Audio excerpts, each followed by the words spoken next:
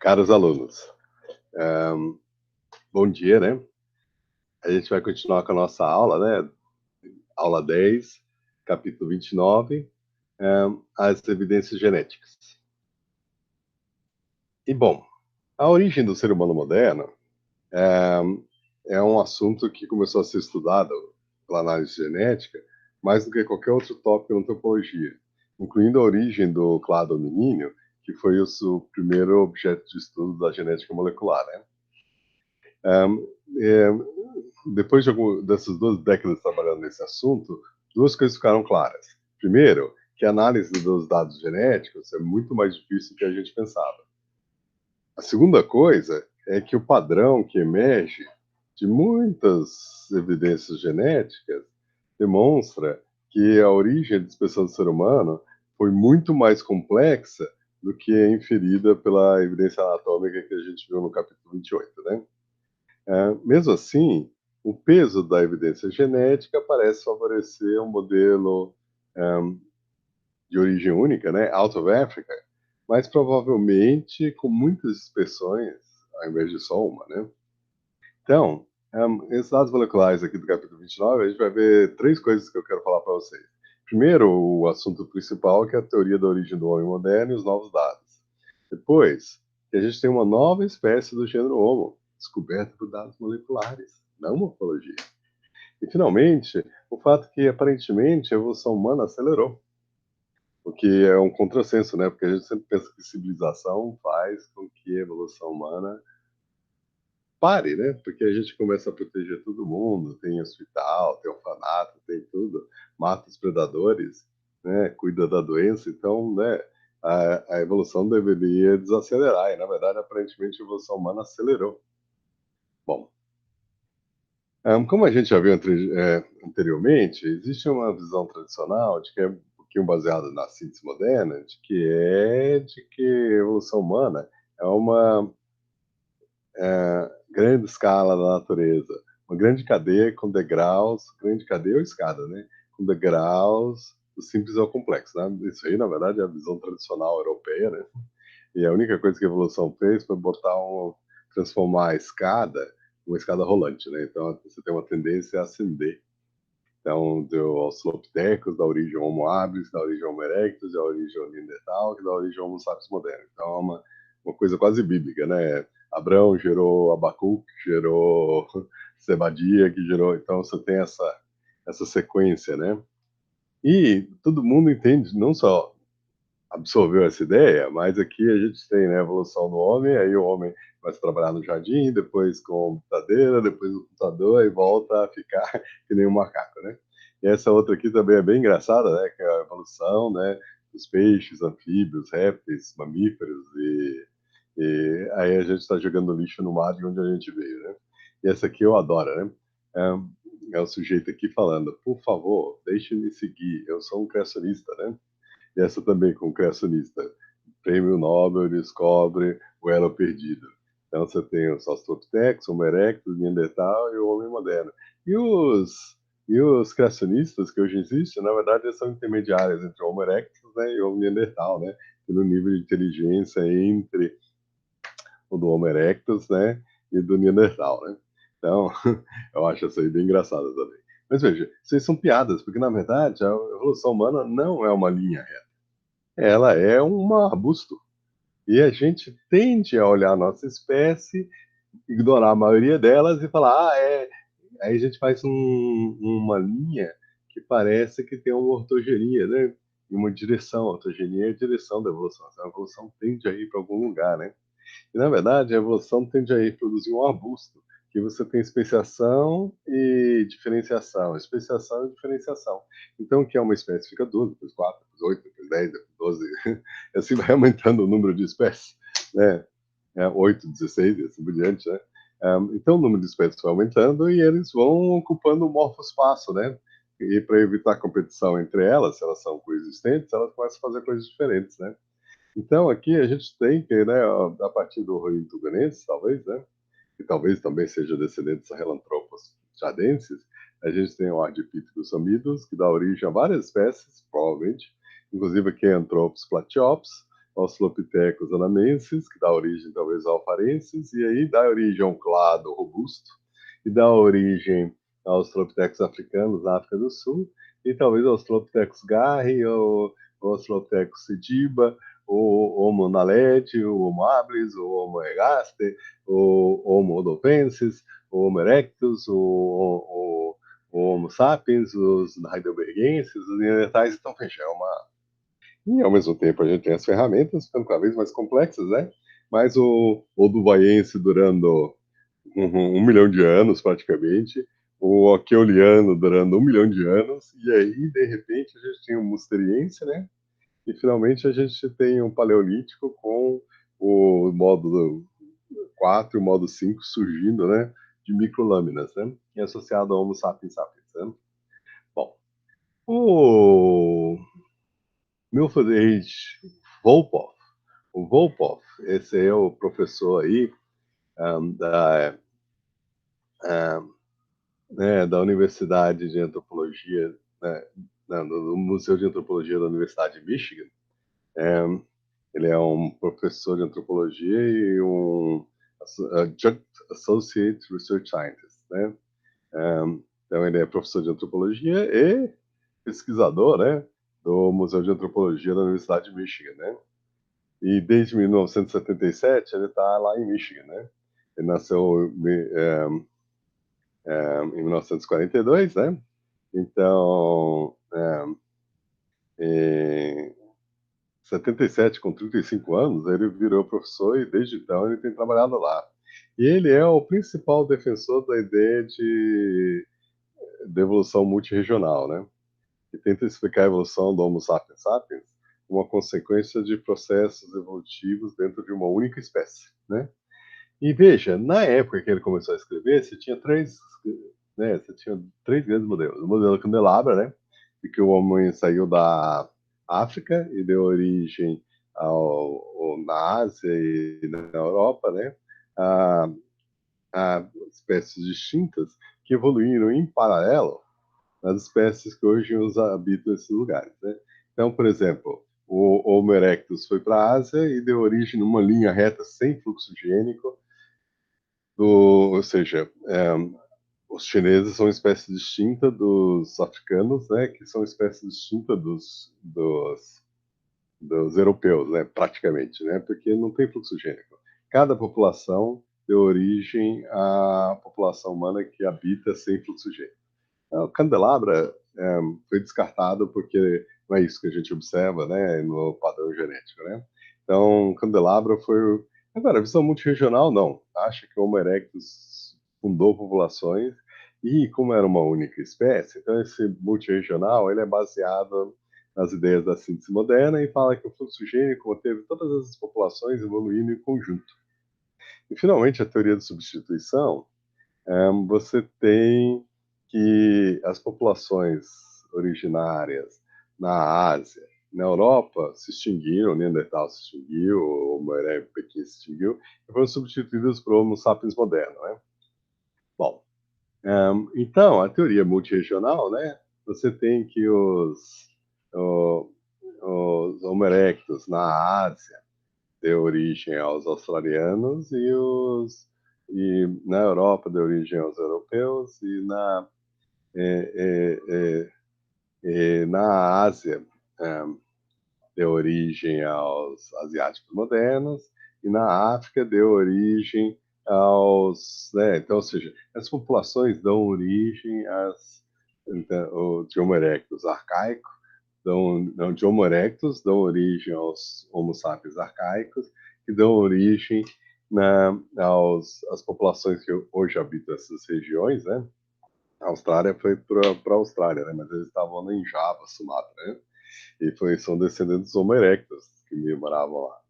E fluxo gênico manteve a espécie evoluindo como uma coisa só. Então, se, por exemplo, genes de inteligência surgem na Austrália, eles se espalham para o resto do mundo, porque é uma coisa que funciona em todos os lugares, né? Mas, por exemplo, a pele branca fica restrito ao Europa e à Ásia, né? Porque ela não funciona muito bem nos trópicos, né? E vice-versa, né? Então, características regionais permanecem no lugar onde estão, e as características são boas em todos os lugares, elas, através do fluxo gênico, elas pulam de população em população até que se espalham por toda a espécie. Então, o fluxo gênico é a principal característica importante. Agora, a teoria de substituição fala que o fluxo gênico não ocorreu e que as populações ancestrais foram substituídas pela Homo sapiens moderno que surgiu na África, tá? Bom, então aqui a gente tem a figura 29.1 que mostra um homem e uma mulher, né? E o DNA do homem entra na mulher, mas o mitocondrial é jogado fora. Então, no fundo, um, o DNA nos homens é perdido, o DNA mitocondrial, né? Lembrando para vocês que tem DNA no núcleo da célula e tem DNA no mitocôndrio e no cloroplasto. Só que a gente não tem cloroplasto, então a gente não precisa se preocupar com cloroplasto, tá? Bom, aí o que, que a gente tem? Como o DNA mitocondrial é perdido em toda geração, veja, você pegar todo mundo que está vivo hoje em dia, todo mundo se casar e tiver filhos, né? Que não vai acontecer, né? Mas vamos supor que sim, né? O que, que vai acontecer? E todo mundo tiver 2 filhos para simplificar as coisas, então, mais ou menos, e ninguém vai preferir adotar um cachorro ou o que seja, mas todo mundo fizer isso, aí a gente vai ter a seguinte situação. Um quarto dos casamentos vai resultar em meninos, e o DNA deles vai ser perdido. Em um quarto dos casamentos vai resultar em 2 meninas, e esse DNA vai ter sido duplicado. E em metade dos casos vai ter um menino e uma menina, ou, né, uma menina e depois um menino, né? Então 50% vai ficar como está. Então veja, tem uma tendência a um quarto do DNA ser perdido e um quarto do DNA ser duplicado. Então isso aí faz com que rapidamente uma população sofra o que é chamado de coalescência. A coalescência significa o seguinte: a maior parte dos DNAs acabam em meninos e são perdidos, né? E alguns dos DNAs tendem a ser duplicados. E se você tem essa sorte várias vezes, o seu DNA começa a ser está presente na maior parte da população humana. Então, eventualmente, uma linhagem triunfa. E essa triagem triunfa e todo mundo hoje vivente é descendente daquele indivíduo, né? Isso acontece com todos os genes, né? Mas isso aí é mais rápido no DNA mitocondrial, porque, veja, cada pessoa tem 2 cópias de um gene nuclear, né? Mas, então, por exemplo, se a população é de 100 mil indivíduos, você tem 200 mil genes. Só que você tem 100 mil pessoas, né?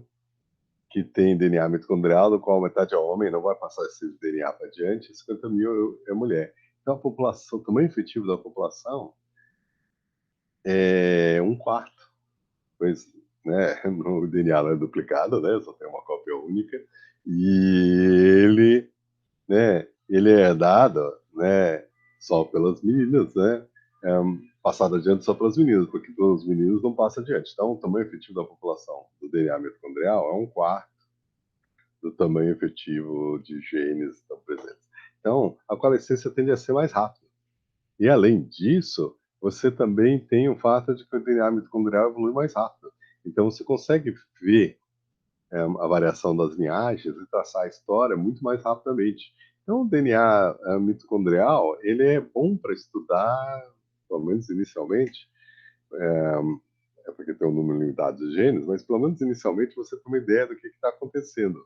E a teoria de substituição surgiu porque Alan Wilson, né, eles tinham um laboratório lá perto do meu, lá em Berkeley, né, no prédio multimolecular, o laboratório do Alan Wilson, acho que era no andar acima do nosso, né. E a Rebecca Ken, que era a aluna dele, eles publicaram sobre a erva mitocondrial em 1987. Claro, na Nature, né? Tinha que ser Nature Science, né? Isso foi importante. Então, ó, a Rebecca Ken, o Mark Stone King e o Alan Wilson, eles publicaram DNA mitocondrial e evolução humana. E eles chegaram à conclusão, eles sequenciaram 180 indivíduos, né? E basicamente o que eles perceberam é que a África, vermelho, África, África, o DNA africano está presente em todas as populações, tá bom?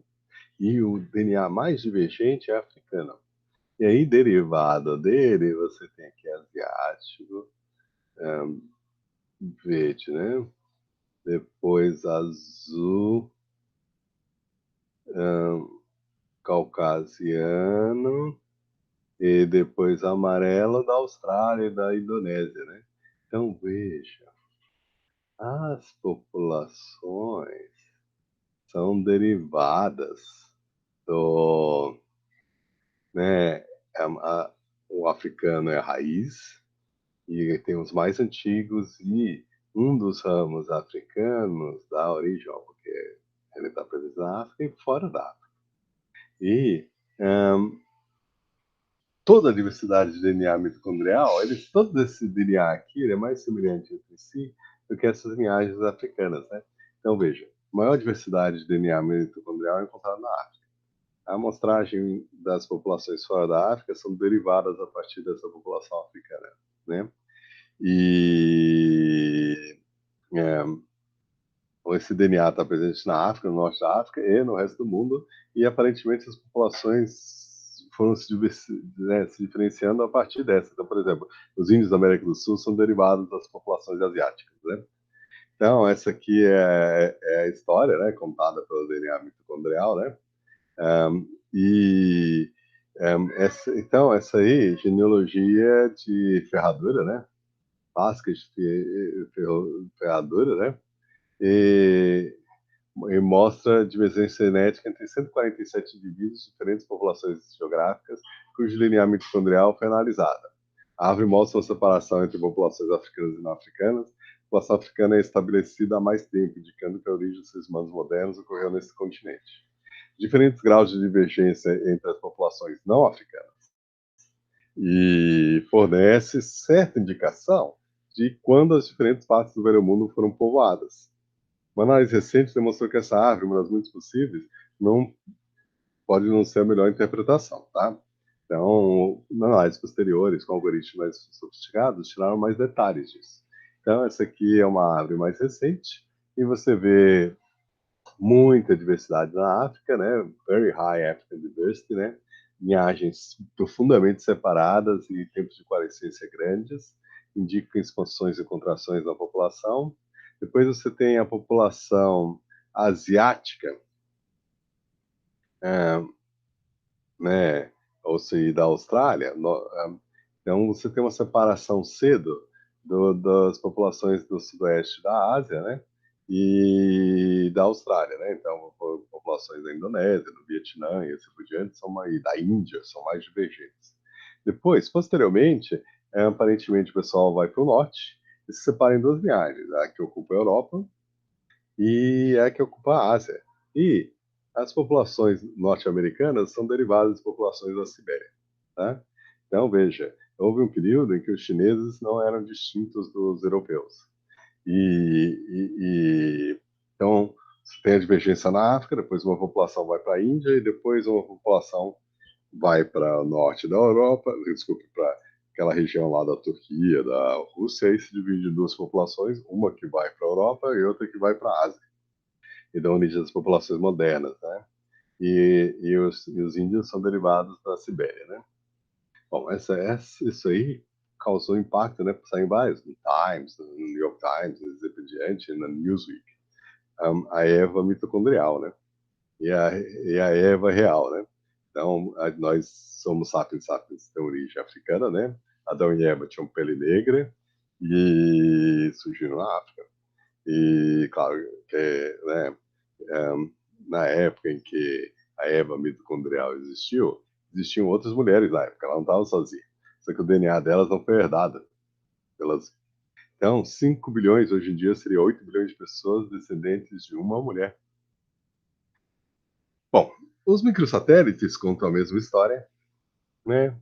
O DNA do cromossomo Y também conta a mesma história, tá bom? Então, né, várias evidências genéticas demonstram que você tem a diversidade genética humana moderna é muito menor do que a diversidade genética encontrada dentro dos grandes macacos e símios. A quantidade de variação genética, é, é, a origem dos seres humanos modernos parece ser mais recente do que das espécies de chimpanzé e gorila, então a gente está comparando dentro de uma espécie de chimpanzé, gorila e assim por diante. A maior parte da diversidade genética do mundo é encontrada na África. A diversidade genética dos europeus e dos asiáticos é uma amostragem disso, né? Na verdade, esse aqui provavelmente seria o pessoal da Austrália, da Índia e do Vietnã. E aqui você teria os chineses e europeus, né? E a diversidade genética humana fora da África é limitada e é uma amostragem da diversidade genética africana, né? Uma das linhagens saiu da África. E aqui, ó, vamos ver. Diferença entre os orangotangos de Sumatra e Bornéu. Diferença dos bonobos. Diferença dos chimpanzés da África Central, leste, nigerianos e ocidentais, né? Veja, muita diversidade. Os bonobos também, muita diversidade. Os gorilas, muita diversidade, né? Seres humanos, ó, neandertais. Essa diferença entre seres humanos e neandertais é a diferença entre populações de chimpanzé. E os seres humanos modernos têm uma diversidade de que é encontrado numa população de chimpanzé. Então, isso é muito interessante, porque os seres humanos têm uma diversidade genética menor do que encontrado dentro de gorilas, chimpanzés e orangotangos. Então, né, a nossa espécie perdeu muita diversidade genética. Bom, esse outro assunto aqui é um pouquinho complexo, acho que eu vou gravar mais adiante para vocês essa aula. Então, deixa eu interromper a gravação, interromper a gravação.